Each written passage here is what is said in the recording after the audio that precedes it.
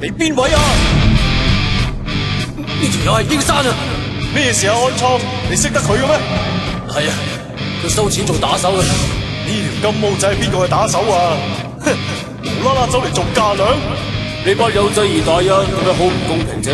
收聲啊！呢度嘅唔關你事，你同我躝啊！